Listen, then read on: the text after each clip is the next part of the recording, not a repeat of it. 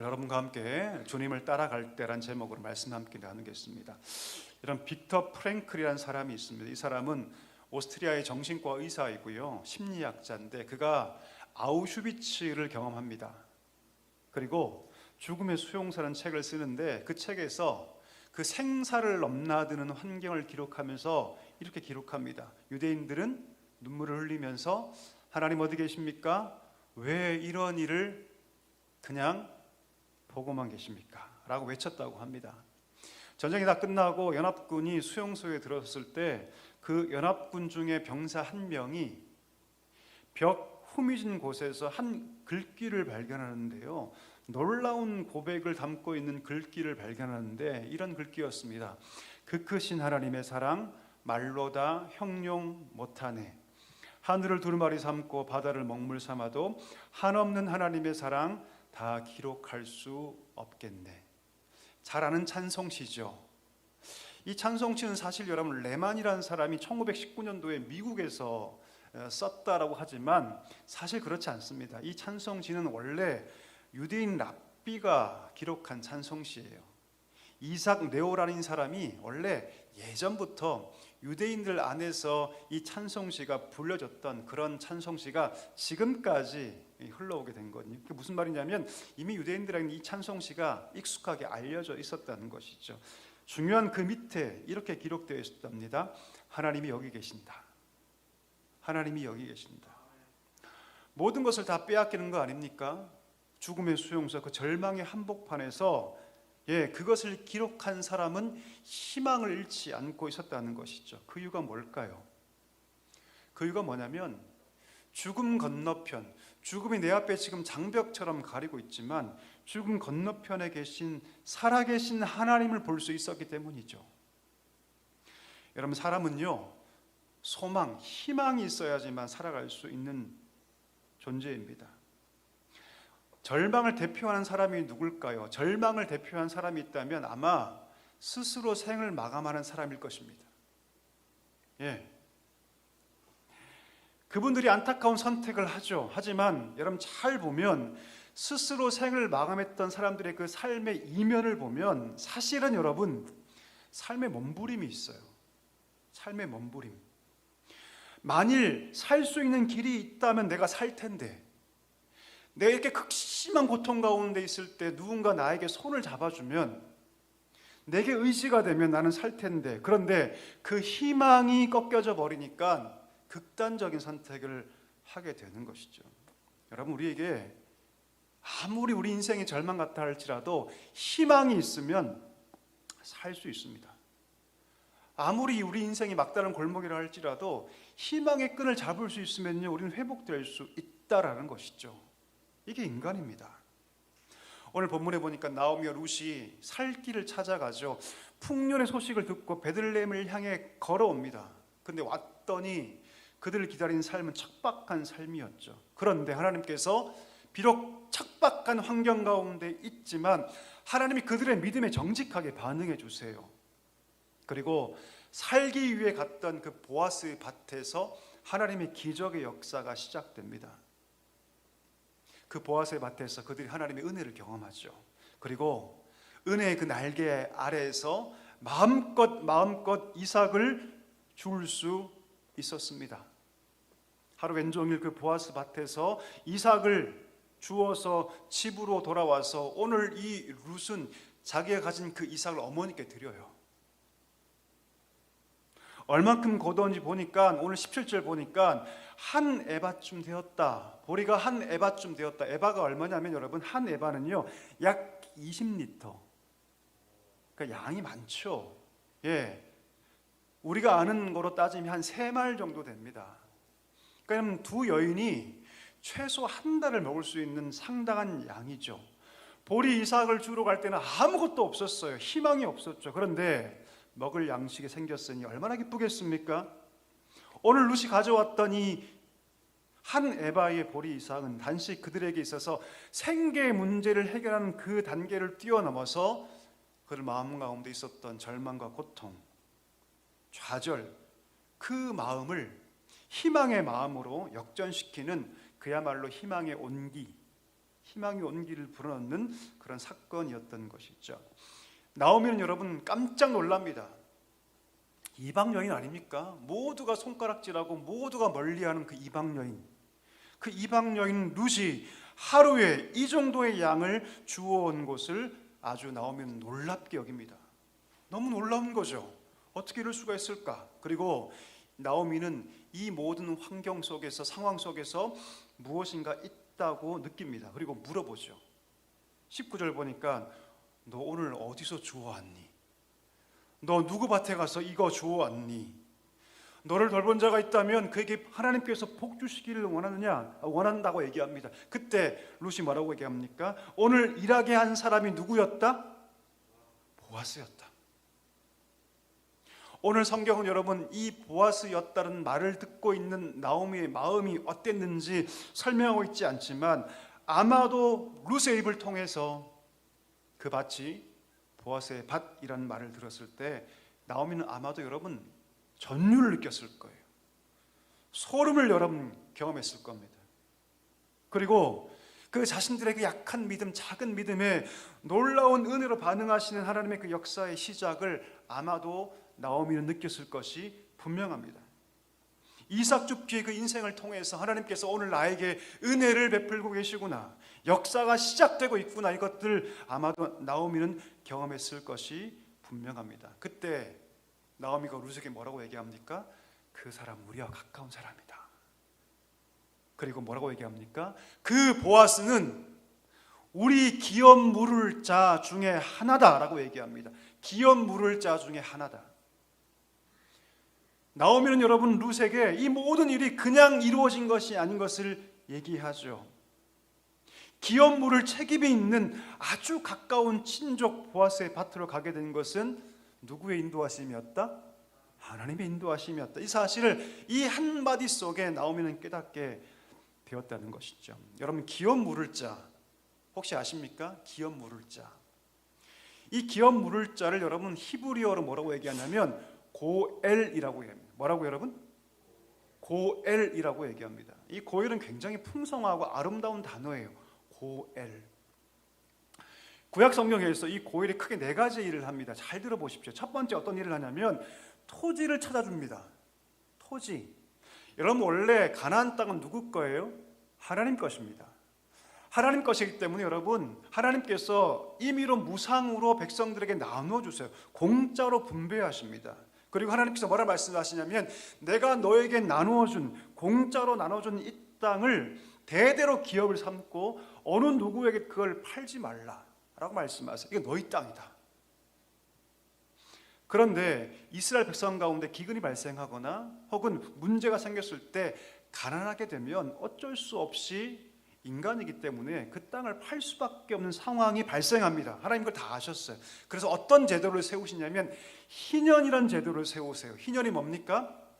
77에 49 안식년이 7번 지나 그 다음에 50년째 희년을 선포해요. 기쁨의 해 이를 선포해서 그렇게 어쩔 수 없이 땅을 누군가에게 팔았다 할지라도 그 땅이 원상복구되는 해가 뭡니까? 희년이에요. 그래서 여러분 이스라엘 백성들은요 만약에 그 땅값을 계산할 때 희년이 가까우면 땅값을 작게 계산하고요, 희년이 멀면 땅값이 비싸게 그렇게 거래했던 것이죠. 근데 고일은 뭘 하냐면 희년이 되기 전에 가까운 친족이 그 값을 지불해서 그 친족에게 땅을 되찾아주는 역할을 누가 했다? 고엘이 했습니다. 고엘이 만약에 이 땅을 내가 돈을 주고 찾겠노라고 하면 그 땅 주인은 거부할 수 없었죠. 이게 고엘의 한 역할입니다. 두 번째, 노예를 해방시키는 거예요. 원래 여러분 하나님 백성은 노예가 될 필요가 없고 될 수도 없었습니다. 왜요? 누구의 종이기 때문입니까? 우리가? 하나님의 종이기 때문에 우린 인간의 종이 될 수 없어요. 근데 만약에 너무 가난해서 누군가의 종이 될 경우가 발생하죠. 땅도 없어요. 땅도 없습니다. 가진 것이 아무것도 없어요. 그래서 마지막으로 내 몸을 누군가에게 팔아야 할 때 그때 안식년 7년 때가 되면요 무조건 그 종을 다 풀어줘야 했습니다. 이게 율법이에요. 그런데 그 7년이 되기 전에 가까운 친척 혹은 형제가 대가를 지불하고 그 노예를 해방시켜 주는 것, 그게 누구 책임이라고요? 고엘의 책임이에요. 다시 말하면 고엘은 여러분 해방의 책임을 가지고 있었습니다. 이게 두 번째 책임이에요.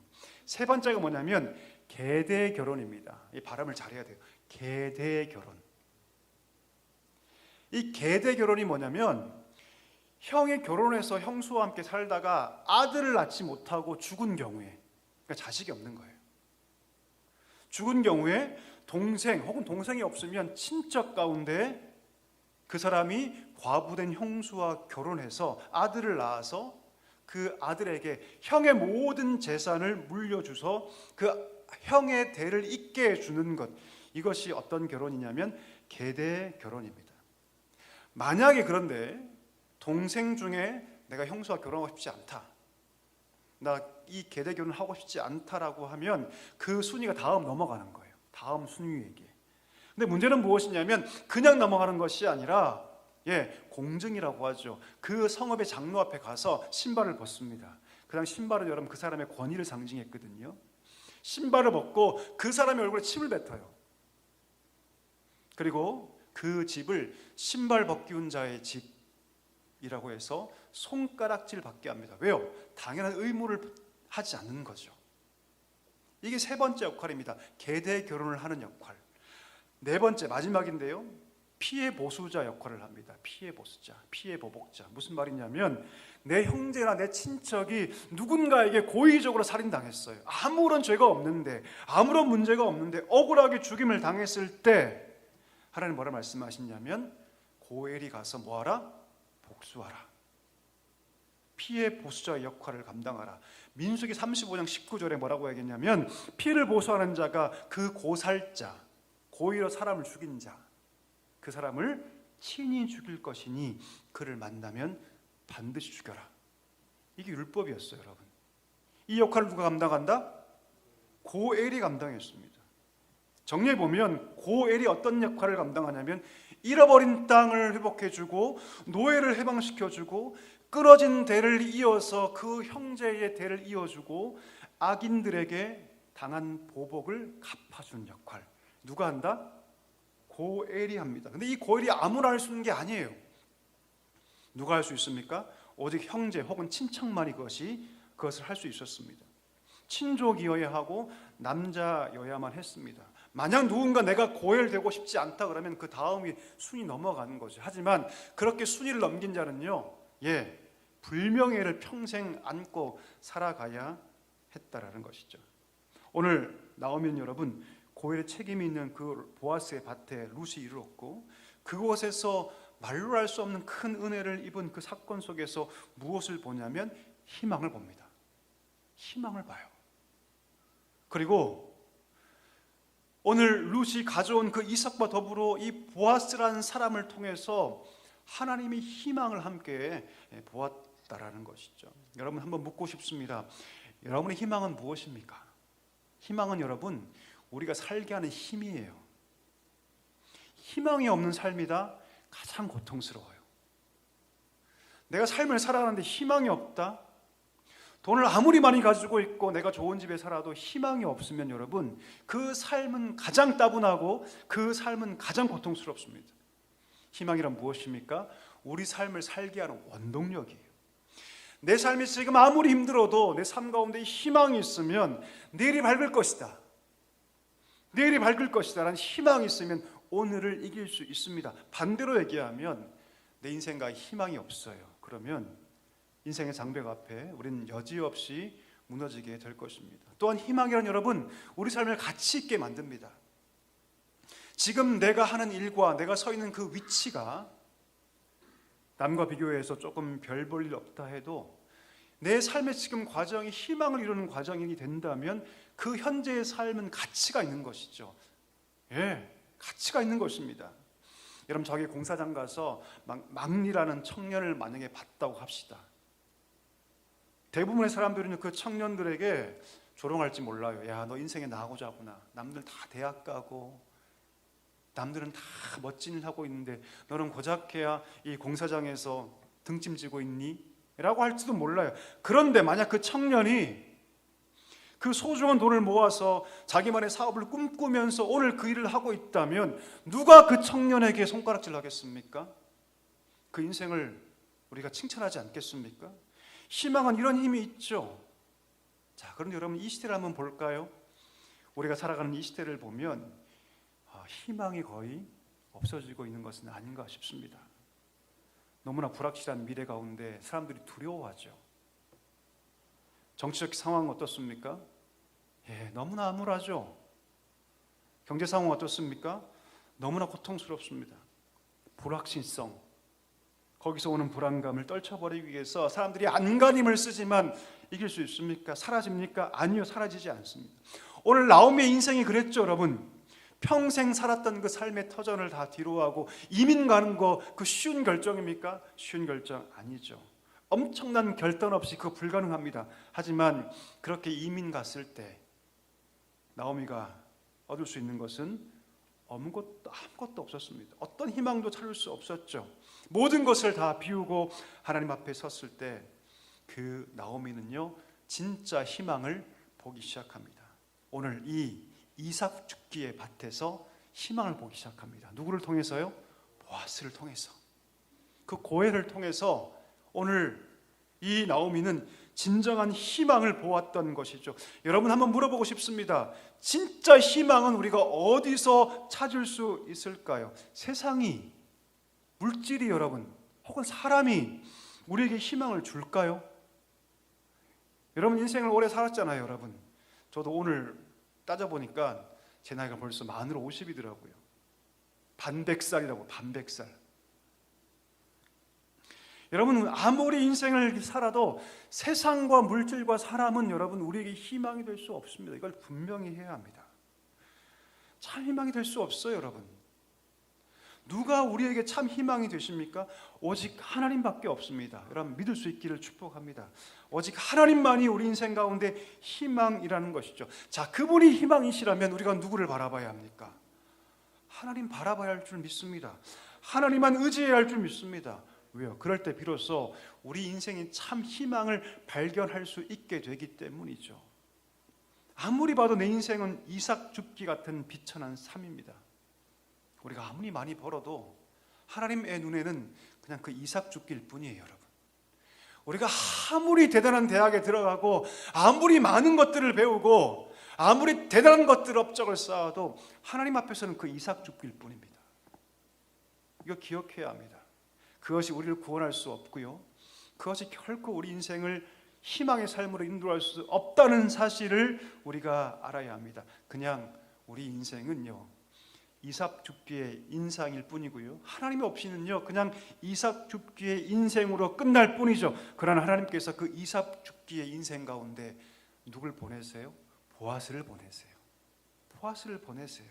그리고 하나님께서 그 희망을 우리 삶 가운데 보여주십니다. 보아스를 보내셔서 하나님께서 그 이삭 줍기의 인생에 놀라운 기적의 역사, 반전의 역사, 희망의 역사를 우리 인생 가운데 허락해 주신다는 것이죠. 여러분, 오늘 이 본문에서 우리가 단지 룻과 보아스의 스토리만 봐서는 안 됩니다. 여러분, 이 고엘 제도는요, 이 보아스는요 예표적 성격이 있어요. 무슨 말입니까? 오늘 이 고엘 제도는요 우리에게 누구를 보여주냐면, 한번 따라할까요? 예수 그리스도를 보여준다. 누구를 보여준다고 여러분? 예수 그리스도를 보여줍니다. 진정한 고엘이 누구십니까? 예수님이세요.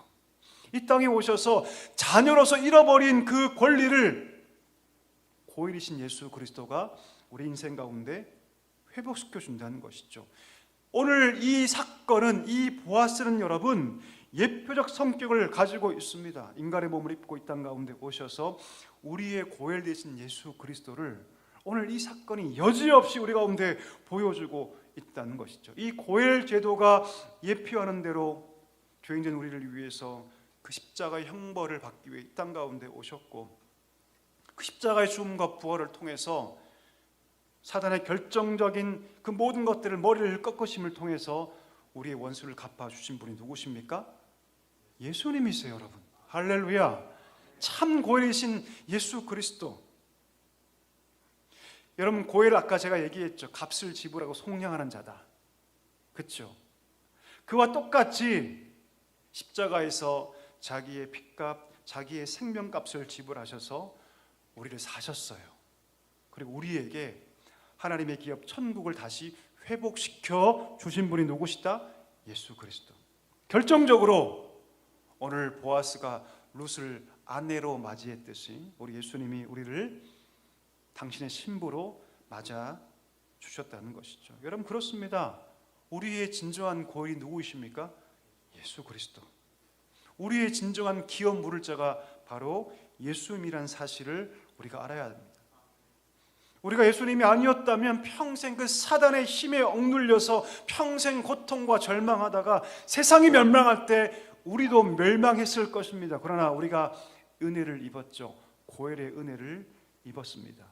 이삭 줍기 같은 그 비천한 우리의 인생에 우리 주님이 찾아오셨고 우리를 구원해 주셨고 우리를 주님의 거룩한 신부로 맞아 주셨다라는 것이죠. 여러분, 우리는 다 주님의 신부입니다. 여러분, 믿으십니까? 저와 여러분은 다 주님의 신부예요. 예, 오늘 보아스가 그 비천한 여인, 그 이방 여인, 아무도 거들떠 보지 않았던 그 여인을 신부로 맞았듯이 주님이 우리를 신부로 맞아주셨어요. 멸망에서 건져주시고 영원한 기업 천국을 우리 가운데 회복시켜 주신 예수 그리스도의 신부가 바로 우리인 줄 믿습니다. 자, 여러분, 그렇다면 우리는 어떻게 살아가야 할까요? 이 결론입니다. 오늘 이 부분을 하고 마칠 텐데 여러분, 그렇다면 우리가 이 고엘의 은혜를 받았다면 우리가 어떻게 살아가야 할까요? 답은 명확합니다. 어떻게 살아가야 합니까? 감사하며 살아가야 할 줄 믿습니다. 감사하며. 자, 그러면 여러분, 이 감사의 삶을 우리가 어떻게 살아가야 할까요? 어떻게 살아가야 할까요? 많은 성도들이 감사의 삶을 살려고 하면 좀 막연하게 생각하세요. 오늘 여러분과 함께 5가지의 감사를 함께 나누기를 원하는데요. 첫 번째 감사입니다. 한번 따라할까요? 영적인 감사. 영적인 감사. 무슨 감사일까요? 바로 예배를 드리는 것을 의미합니다. 영적인 감사, 예배. 내가 받은 그 은혜를 인식하며 하나님께 나아와 예배하는 것이죠. 예배 가장 중요한 3요소가 무엇입니까? 기도와 찬송과 말씀이에요. 이게 3요소예요, 여러분. 뭐라고요? 기도와 찬송과 말씀. 이 3가지가 기도의 예배의 3요소라고요. 하나님께 나와서 내게 베푸신 그 은혜를 기억하며 인식하며 하나님께 예배하는 것. 이게 첫 번째 영적인 감사입니다. 자, 두 번째 한번 따라합시다. 관계 감사. 관계 감사. 이게 뭐냐면 여러분, 공동체 안에서 그 감사를 뭐 하는 것이다? 나누는 것이다. 교제 안에서, 소그룹 안에서, 혹은 가정 안에서 하나님께서 베푸신 그 고일의 은혜를 함께 나누는 삶. 이게 두 번째 관계 감사예요. 우리가 함께 그 감사를 나눌 때 그 감사의 기쁨과 은혜가 우리 공동체 안에, 교회 안에 더 커지고 가정 안에 더 커지게 됩니다. 여러분, 가정 안에 자녀들과 함께 여러분 이 의식적으로 하셔야 돼요. 하나님께서 우리 인생 가운데 베푸신 그 고일의 은혜를 늘 기억하며 나눠야 합니다. 이 감사의 고백을 통해서 자녀의 마음 가운데 하나님의 그 은혜가 흘러가게 되는 것이죠. 세 번째, 따라할까요? 정서적 감사. 정서적 감사. 여러분, 물어볼까요? 항상 기쁜 일만 있습니까? 아니요. 아니요, 여러분. 몸도 아프고요. 때로는 떨어지기도 하고요. 낭망도 합니다. 그때 뭘 기억하냐면, 그렇지, 하나님께서 이런 은혜를 지금까지 베푸셨으니 내가 그 삶의 어려움을 무시하거나 회피하지 않고 그 속에 있는 하나님의 신실하신 역사와 계획을 믿으면서 내 삶은 어렵다 할지라도 정서적으로 미리 감사하는 거예요. 이게 세 번째 감사입니다. 정서적 감사. 네 번째, 따라합시다. 실천적 감사. 실천적 감사. 이건 여러분 나누고 베푸는 삶이에요. 하나님은요, 고해의 은혜를 주셨다면, 네가 그 은혜를 받았다면 그 감사를 다른 어려운 자와 함께 뭐하라? 나누라. 할렐루야. 하나님 그것을 기뻐하세요. 그것을 기뻐하신다고요. 우리의 감사가 다른 사람을 향한 긍휼과 섬김으로 이어지기를 하나님이 원하십니다. 누군가의 고통을 캐치하고 선한 사마리아인처럼 다른 사람을 섬기는 삶, 이것이요 네 번째 실천적 감사입니다. 마지막 다섯 번째, 증인의 감사 따라합시다. 증인의 감사. 증인의 감사. 이건 뭡니까 여러분? 고엘의 은혜를 모든 불신자에게 증거하는 삶을 의미합니다. 아이 메시지로, 나의 삶의 스토리로 하나님 앞에서 받은 그 은혜를 누군가에게 확증해 주는 것. 이것이 마지막 5번째 감사, 증인의 감사입니다. 한번 복습할까요? 첫 번째 뭐라고 여러분? 영적인 감사. 두 번째 관계의 감사. 세 번째 정서적 감사. 네 번째 실천적 감사. 마지막 증인의 감사. 감사의 삶이 여러분. 감사는 감정적인 것으로 끝나는 것이 아닙니다. 감사의 삶을 산다고 할 때 이 5가지를 포함합니다. 예배, 하나님께 온전히 예배드리고, 그 관계 속에서 그 감사를 고백하며 내 삶에 어려움이 다가와도 아하, 하나님께서 나에게 이런 고엘의 은혜를 주셨지라고 기억하며 정서적으로 감사하는 것. 또 누군가에게 그것을 전하고 나누고 실천하는 것. 이것이 바로 진정한 감사의 삶인 줄 믿습니다. 말씀을 우리 맺겠습니다. 여러분, 우리는요 하나님 안에서 그 고엘의 은혜를 받은 자인 줄 믿습니다. 이삭 죽기 같은 나의 인생 가운데 주님께서 보아스이신 주님 보내주셨어요. 그리고 우리에게 참된 희망을 보게 해 주셨습니다. 여러분, 세상의 물질, 인기, 명예, 사람, 건강, 그것은 여러분 참 희망이 될 수 없습니다. 오직 그리스도만이 우리 인생 가운데 참 희망이십니다. 아무것도 아닌 이방인이었던 우리를 주님께서 신부 삼아 주셨습니다. 그리고 우리에게 기업을 주셨죠. 그렇다면 우리가 감사하며 살아가야 할 줄 믿습니다. 5가지의 감사를 꼭 기억하십시오. 여러분 삶 가운데 이 5가지의 감사가 충만하게 임하게 되기를 주의 이름으로 간절히 축복합니다.